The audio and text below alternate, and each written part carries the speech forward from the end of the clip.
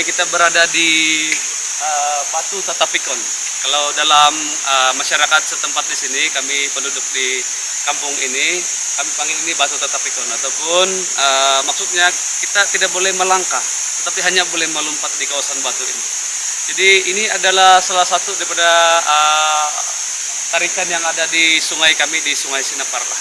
Jadi sesiapa yang berminat untuk merasa macam mana alam sekeliling di kawasan ini, bolehlah datang bersama-sama kami. Kami namakan tempat ini sebagai Lost Wall of Sinapar Pensiangan. Jadi kami ada menubuhkan koperasi Sinapar Pensiangan Berhad. Kamu boleh menghubungi kami dan kita akan membawa kamu untuk merasa macam mana kehidupan di dalam hutan rimba belantara di kawasan Sinapar Pensiangan. Sinapar Pensiangan ini dia terletak di kawasan Pensiangan Nabawan. Dan untuk sampai ke sini, pekan yang terdekat ialah Pekan Pensiangan. Jadi kita hanya akan akses ke tempat ini dengan menggunakan bot ketinting. Ya, bot ketinting ini hanya akan sampai di Kampung Kuala Sinapar dan kita akan river trekking sehingga ke tempat ini. Dan sebenarnya ada banyak lagi tempat-tempat yang menarik di sana. Selain daripada ini hanya hentian yang pertama, yaitu Batu Tatapikon. Kamu boleh mandi-manda di sini, boleh melompat dan berbagai aktiviti di sini. Jadi kami menjemput Anda semua untuk bersama-sama berada di sini untuk kawasan pelancongan Lost Wall of Sinapar Pensiangan melalui operasi Sinapar Pensiangan Berhad. Sekian dan terima kasih. Kaan saya. Selamat tengah hari. Hari ini merupakan hari terakhir kita melaksanakan ekspedisi Sinapar. Dan sepanjang pengalaman daripada 6 hingga 8 Desember, kita dapati ekspedisi Sinapar ini sangat-sangat menunjukkan karena kaya dengan sumber alam yang begitu indah, sungainya yang tidak tercemar, hutan-hutannya yang masih terpelihara dengan sangat baik. Dan kita dapati juga komuniti di sini sangat dekat dengan alam, tidak terdapat sebarang pembuangan sisa-sisa sampah ke dalam sungai dan juga hutan.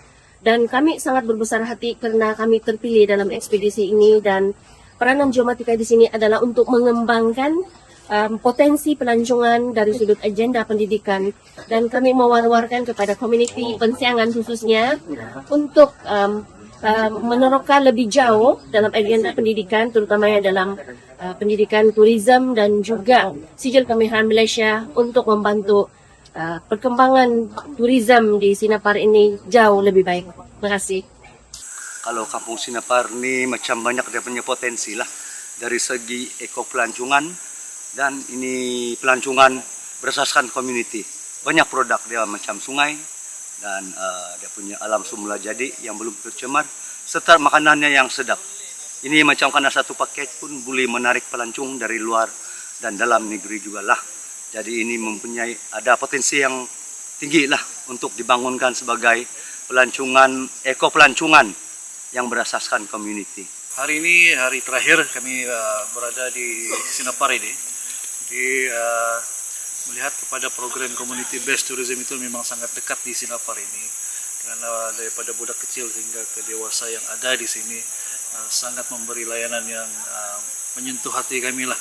Memang kita susah sudah melihat aktiviti berbentuk community, layanan mereka daripada makan, minum, segala-galanya lah.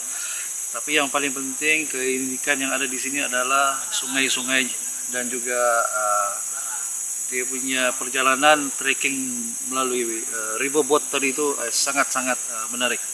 So kami menyuruh kepada semua penggiat adventure tourism datanglah ke Sinapar Pensiangan. Pada hari ini sepanjang saya berada di sini, saya mempelajari berbagai budaya dan juga adat Resam. Apa yang paling penting adalah tempat ini sangat sesuai untuk para hikers ataupun para individu yang suka akan aktiviti lasak. So di sini kamu kena datang di sini untuk melakukan aktiviti-aktiviti lasak di sini. Oke, hari ini setelah melakukan satu aktiviti yang sangat menarik di Kampung Sinapar, yaitu saya sendiri telah memakai baju perkahwinan untuk orang-orang Murut. So untuk kamu yang merasa, jom datang ke Kampung Sinapar. Pagi tadi yaitu jungle trekking dan river trekking sangat-sangatlah best. Sebab saya tidak pernah pun melakukan dua aktiviti ini. dan saya harap dan rasa tempat ini mampu untuk menjadi tempat pelancongan yang paling menarik di dalam Sabah. This was my first time coming here this morning. The river, crystal clear river, give me an impression that this is one of the best, in fact, one of the best in Malaysia to attract international tourists. To me, my purpose coming here is to discover the history side of this part of the world. Sayan sumuko rapa mahunan mai. Siapa?